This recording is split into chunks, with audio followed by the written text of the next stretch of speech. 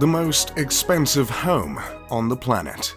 In the inner city of Mumbai, India, not far from the poverty-stricken slums, on the renowned Altamont Road, stands Antilia, the most expensive home ever created. This home ascends 27 stories, stretching 568 feet high, granting the massive structure with prime views of the Arabian Sea.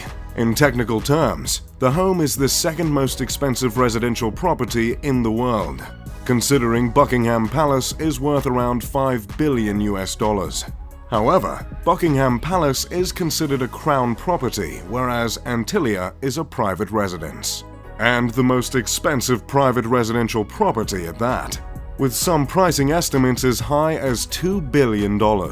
Even still, any list in which a residence is preceded by Buckingham Palace pretty much guarantees that place is going to be over-the-top luxurious and is likely a house I'd love to move into.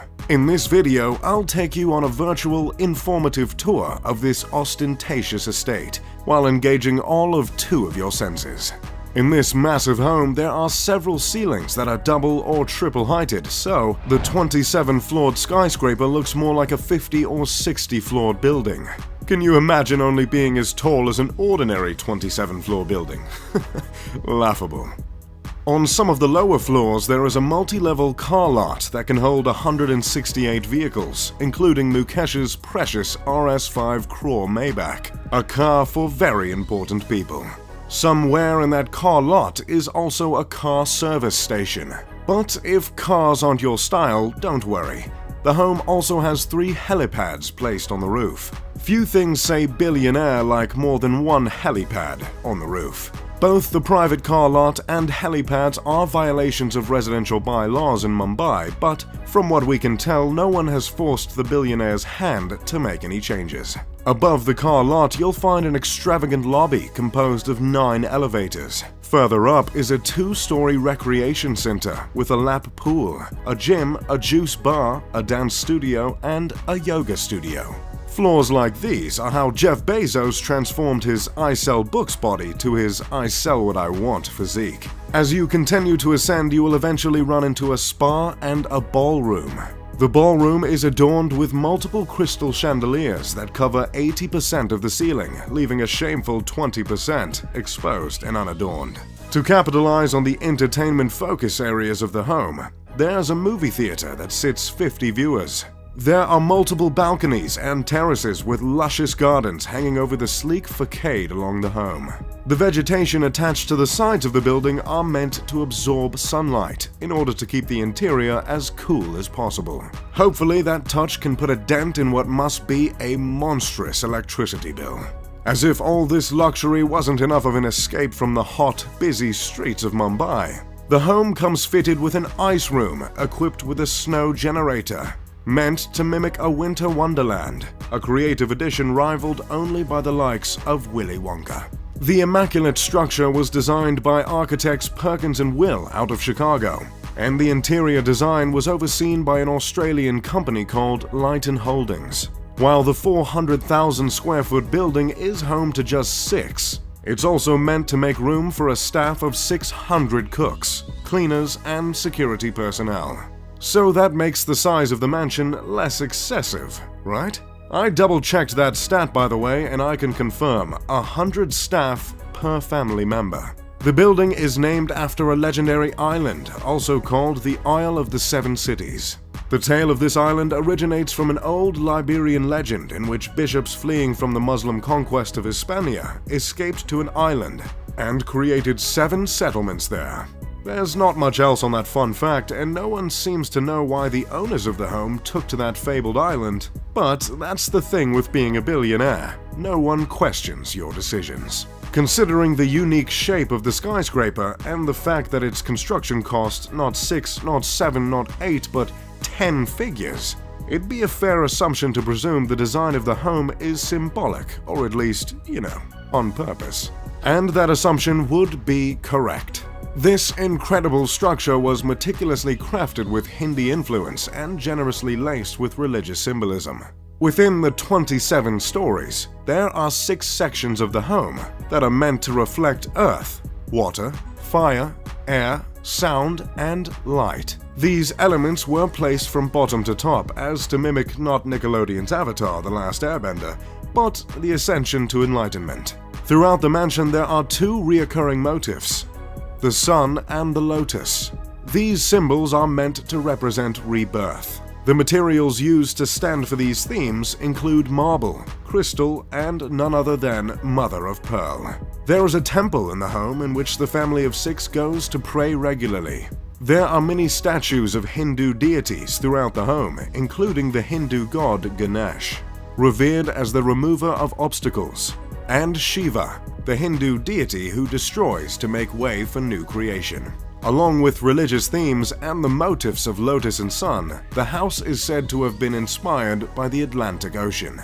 The owner of the $2 billion home is Mukesh Ambani, a petroleum titan, chairman of Reliance Industries and, surprise surprise, the richest man in India. Mukesh is responsible for a fifth of India's exports, which is absolutely outrageous considering India makes up for a third of the Earth's population. Mukesh's father created a business that turned into the world's biggest producer of polyester fibers and yarns. Mukesh multiplied his inheritance many times over to become one of the richest men in all of Asia. For years, Mukesh was a member of the top 10 richest people in the world, and during one surge in India's stock market in 2007, he was believed to be the richest man on the planet. But as of recently, he sits comfortably at the 20th spot. Mukesh is worth $40.1 billion and is 61 years old. Did someone ask for a list of the richest people on the planet? Okay, here it is. Number 1. Jeff Bezos, Amazon. Number 2. Bill Gates, Microsoft. Number 3. Warren Buffett, Berkshire Hathaway. Number 4. Bernard Arnault, Louis Vuitton. Number 5. Amancio Ortega, Zara. Number 6. Carlos Slim Helou and family. Number 7. Mark Zuckerberg, Facebook. Number 8. Larry Ellison, Oracle. Number 9. Larry Page, Alphabet, co-founder of Google. Number 10. Charles Koch, Koch Industries. Number 11. David Koch, you guessed it, Koch Industries. Number 12. Sergey Brin, Google. Number 13. Michael Bloomberg, Bloomberg. Number 14. Ma Huateng, Tencent Holdings. Number 15. Jim Walton, Walmart. Number 16. Rob Walton, Walmart. Number 17. Alice Walton, Walmart. Number 18. Steve Ballmer, Microsoft. Number 19. François Bettencourt Myers and family, L'Oreal. Number 20. And our guy, Mukesh Ambani. We just love lists here at Mr. Luxury. As you might have noticed from the list, Mukesh is one of only 2 individuals from Asia to earn a spot on the list. Mumbai is the commercial capital of India and is also called the city that never sleeps because I guess they didn't know that slogan was already taken. This city is also home to the entertainment industry in India, so it's commonly known as Bollywood, yet another thing they ripped from the United States. While the city is home to the world's most expensive house, it's unfortunately also home to the world's largest slum. The popular film Slumdog Millionaire was set in Mumbai. The public reception of the house's creation has been harsh at best. I believe offending neighbors comes standard when you're creating a home worth over $1 billion, but there is certainly warrant for any offense taken in this particular case, I must admit. While the house was built on the richest stripe of land in the city, it's hard to not notice the contrast in a city like Mumbai, with such depths of poverty just blocks away. Gyan Prakash told the New York Times in 2010 that the home is in a way reflective of how the rich are turning their faces away from the city. In Mumbai, 40% of children under the age of 5 are underweight. The gap between the rich and the poor is as stark and vast here as any other place in the world. Still, there are some that bring up the charitable acts of the Ambani family, which include the creation of a hospital, when discussing the moral responsibilities of the family, not to mention numbers of the philanthropic ventures, specifically by Nita Ambani, Mukesh's wife. Which is great and all, but no one is going to ignore the gargantuan mansion towering over the city, or any of Mukesh's indulgences other than the mansion. Years before the creation of Antilia, Mukesh bought his wife an Airbus for her birthday for $60 million. He had the passenger jumbo jet refitted with a living room, a bedroom, satellite TV, a sky bar, and a spa. Unlike most families worth billions, the Ambani family owns just the one home as opposed to the expected several around the globe. Initially, the family shared a house with Mukesh's mother and brothers. But after Mukesh's father passed away of a stroke, he decided to break the bank on the 400,000 square foot home. The children of Mukesh and Nita all studied at universities in the States. Isha, the eldest daughter, recently graduated from Yale.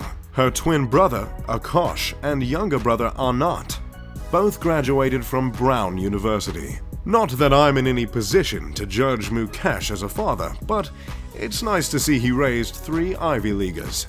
That's pretty much all I've got on Antilia and the Ambani family.